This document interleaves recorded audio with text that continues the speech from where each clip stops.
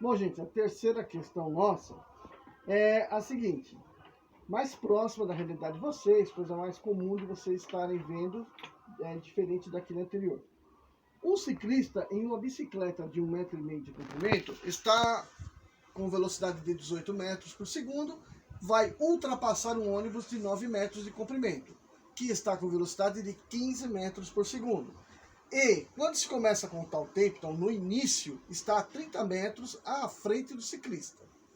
Então calcule, primeiro, qual que é a velocidade relativa entre os dois, qual o tempo de alcance da bicicleta, qual o tempo de ultrapassagem e qual a distância percorrida pelo ciclista durante todo esse tempo desde o início. Então, primeira coisa, vamos olhar o que a gente tem de dados. O tamanho da bicicleta é 1,5 m, o tamanho do ônibus é 9 metros. Então, no processo de ultrapassagem, vamos lembrar aqui, vamos improvisar, né? Ó, faz de conta que esse pedaço aqui é o ônibus e esse pedaço é a bicicleta. Quando a bicicleta encostou aqui, ó, aí a gente começa a contar a ultrapassagem. E termina quando ela estiver aqui. Portanto, para eu saber o quanto andou, eu tenho que somar os dois comprimentos. Então, o comprimento é 1,5, o outro é 9, portanto, 10,5 metros é o espaço da ultrapassagem. Aí vem para o item A. Qual que é a velocidade relativa entre eles?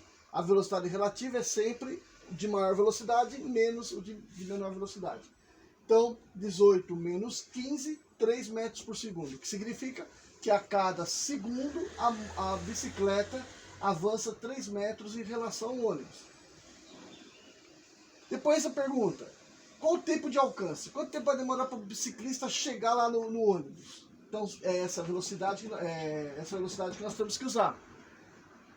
Aí o que eu vou fazer? A distância entre eles é 30 metros.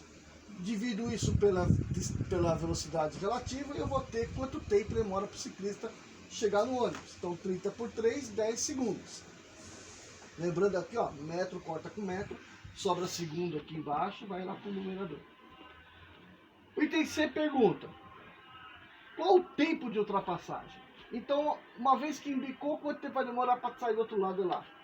Então eu pego os 10,5 metros, que é o tamanho total, e vou dividir pela velocidade relativa.